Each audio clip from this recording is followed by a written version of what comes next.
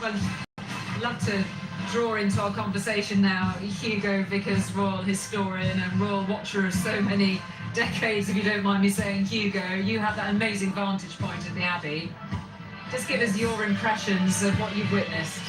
Well, we've had a fantastic double experience here because not only we saw the arrivals, and then of course we were able to watch the service as you were, but also we saw all the troops gathering and the gold coach appearing, and as you can probably hear behind me, we also had this fantastic the bells ringing like mad. And I think that one of the great features of this coronation has really been the visual experience, which would be the thing which would be very different from 1953, which was of course grander, but the visuals were not nearly as good. Things have moved on so much in the last 70 years. You get these wonderful sort of overviews of the Abbey, which looks like a mosaic, or you get these fantastic pictures that we're seeing now. And we also had the advantage here of also seeing all the arrivals. We saw all the foreign kings and members of the royal families coming, and really we had a fantastic time. But I also thought that the service itself worked terribly well. I've been a little bit concerned when I read it in advance. I thought some elements might have been a tiny bit artificial, but I don't think they were at all. I think they merged in extremely well, and I think, you know, considering it had been cut down by about an hour and 20 minutes, no elements were lost. And I think it was extremely effective, and also, if I may say so, a very nice balance between the traditional, the grand, the ceremonial, the uniforms, the clergy, with the more diverse members of the congregation, and the obviously members of the public who've been brought in from the Prince's Trust and the Champagne Medal holders and so forth. I think it was extremely effective. And just the other thing I also thought was that the King did look very moved by the whole business, particularly the moving moment of the crowning. I thought was very emotional. And of course, if you think about it, when you think how long he must have wondered when this day would happen for him, and it follows the death of both parents, you know, there must have been an awful lot going in his head, but he looked so happy coming down the aisle with the imperial state crown on his head. So I thought it was wonderful. Hugo, thank you very much. Fighting the bells outside the Abbey there as we watch this procession make its way slowly, steadily down the Mall. Anna, can I just bring you in here? We talked about shambolic coronations past, and the way over the last century or so we've been progressing towards this kind of art form. And you think of the build up to this and whatever people's expectations, and some people are very cynical, but the way this is done is quite extraordinary, isn't it, really? Yeah, it's huge spectacle. It's spectacle on a global stage, and you know, there's no doubt this will be witnessed around the world. But it's about power, and it's about majesty, and it's about might. And as Satnam was talking about earlier, just the choreography, just the layout of the area around Buckingham Palace, the Mall. It's all about this runway. Focused solely on Buckingham Palace, and now as the procession goes, I mean, the King will have Buckingham Palace in sight. I mean, he's bringing the crown home, and it, you know, and all eyes are on the long run up to the palace, and the coach, which is like a kind of crown on wheels, really. It's pretty doddery, and finally making its way for the final stage, and they will be incredibly relieved to get out of it. It is so uncomfortable.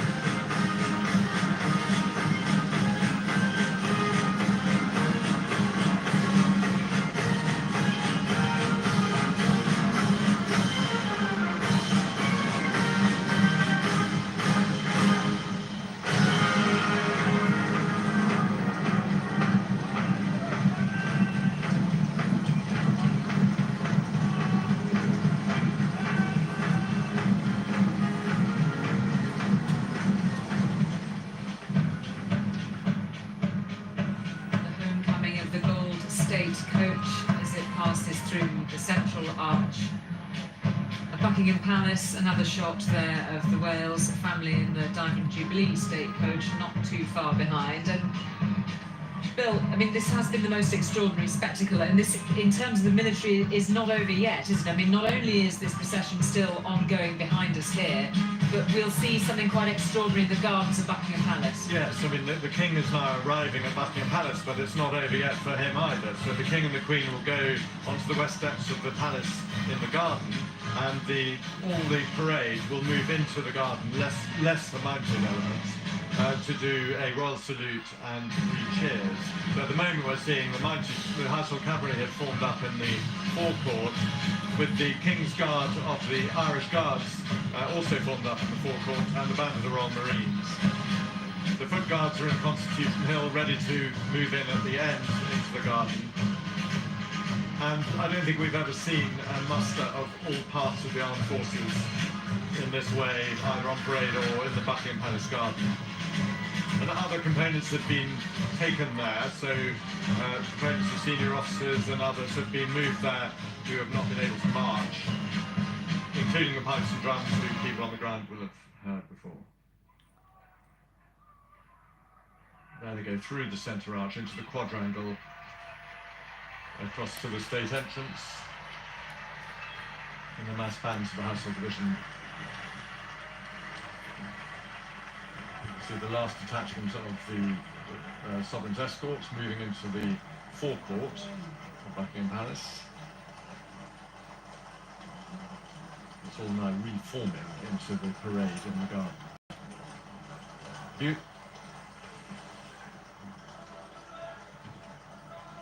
And you can just spy from the lens of our camera there that the rain is still falling, and that's our first glimpse of the gardens, Bill.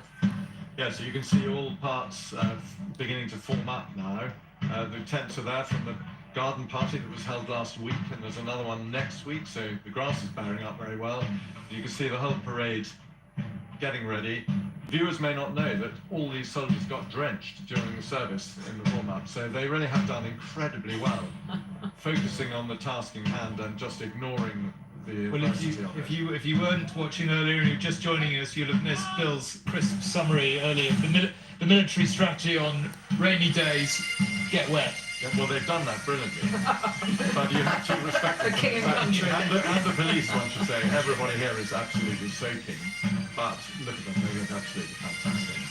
Jackets there, you can see, Royal Marines, and there's also in pith helmets, it's the Royal Gibraltar Regiment just in the middle. The Chiefs of Staff will line up at the